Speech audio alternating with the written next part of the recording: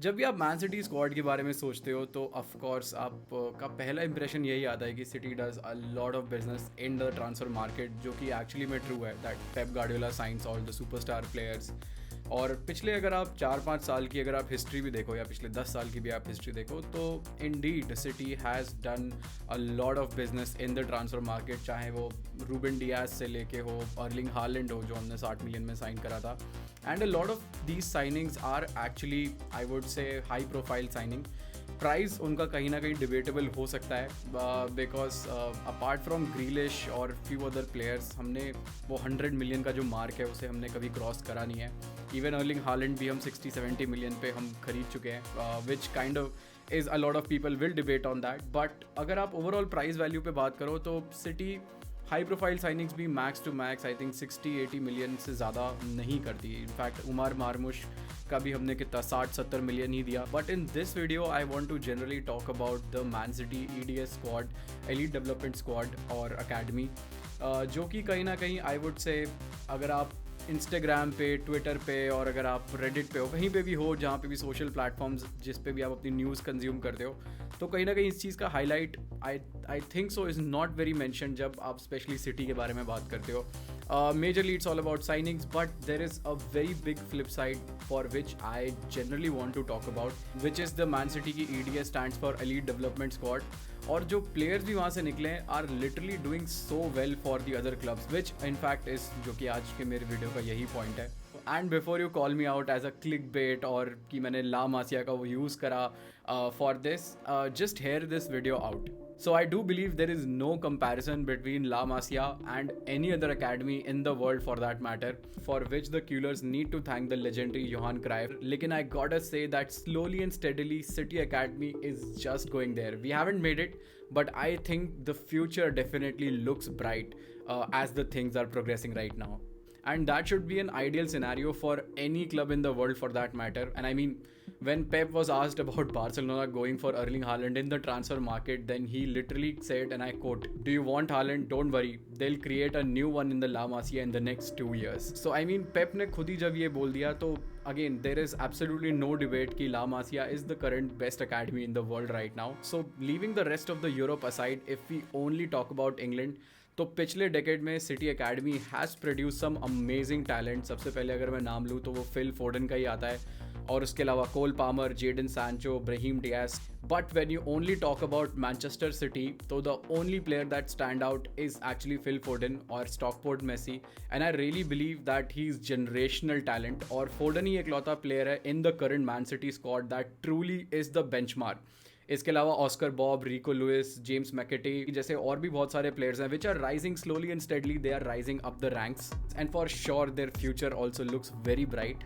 But on the flip side, और I could say the darker side, यहाँ पे अगर मैं बात करूँ मैन सिटी अकेडमी सेल्स की, तो आई थिंक हमारा ये सीज़न ख़राब होने का one of the reasons is not the only reason, but one of the reason है not trusting younger players a bit sooner enough despite our academy producing so many great talents. I can start with Cole Palmer, who joined us when he was 8 and made his debut in 2020. Until 2023 tak he was sold to Chelsea for 42 million pounds, which I think is a very record fee for especially for City Academy.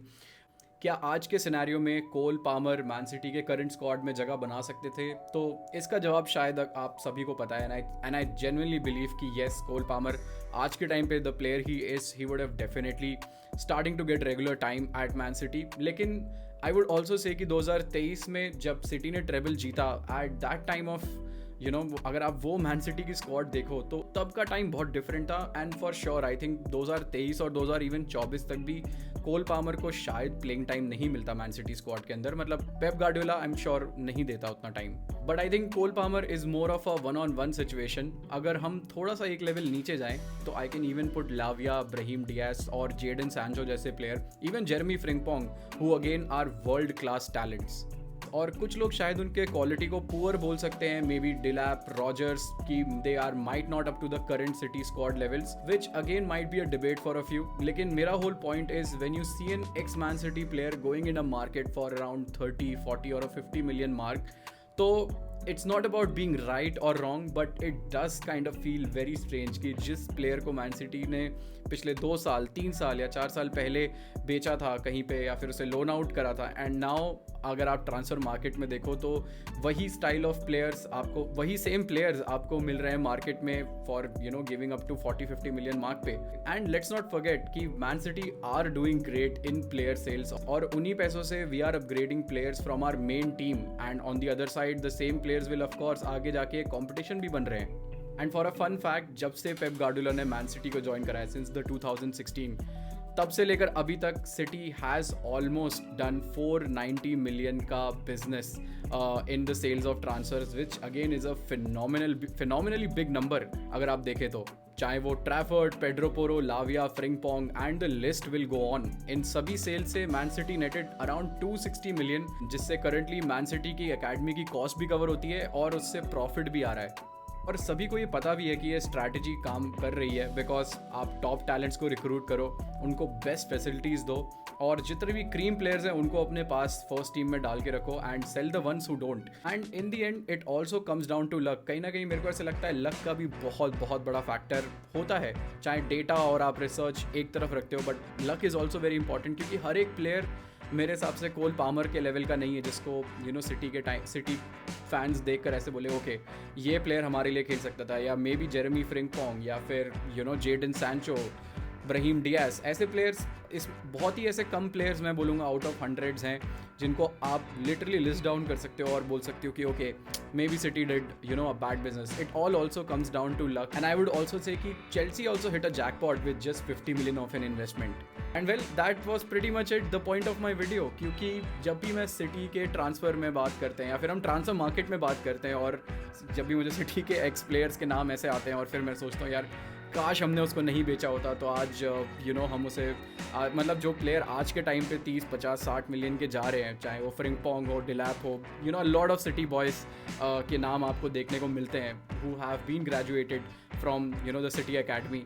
तो कहीं ना कहीं एक question आता है, but on the flip side I also generally feel about it कि ठीक है, I think at the end it's a business जो कि हर क्लब कर रहा है इन द वर्ल्ड. चाहे आप फीडर क्लब बनो या चाहे आप टॉप टैलेंट्स रिक्रूट करो, आप बार्सिलोना की तरह फिलॉसफी अपनाओ कि आप टॉप टैलेंट्स प्रोड्यूस करो और आप उनको चांस दो, और you may be there are other ways कि आप चाहे रियल मैड्रिड बनो और आपका स्टार्टिंग से ही आपका डीएनए या फिर आपकी मेंटालिटी आपका ये आ जाता है कि you have to have the top players, top talents of the world playing for your club, which is also not wrong. I mean philosophy wise तो यार आप पूरे ज़िंदगी बैठी यार कंपेयर करने के लिए और कम्पीट करने के लिए, बट आई थिंक मेरे हिसाब से city has done very tremendous in terms of maintaining a balance between the two. कि उन्होंने कहीं ना कहीं टॉप टैलेंट्स भी, चाहे अगर मैं करंट सिटी स्क्वाड की भी बात करूँ, Oscar Bobb, Phil Foden, McAtee, I am sure उन सबका, रिको लुइस, इन सबका फ्यूचर बहुत ब्राइट है और हमें 2-3 साल में उनको काफ़ी हमें फर्स्ट टीम में देखने को मिलेगा. But on the other side AFC Ajax, sporting, Benfica, इनसे भी कहीं ना कहीं कम्पीट कर रहे हो in the market to produce the next big player, और आप उनको एक प्रॉफिट पे बेच रहे हो.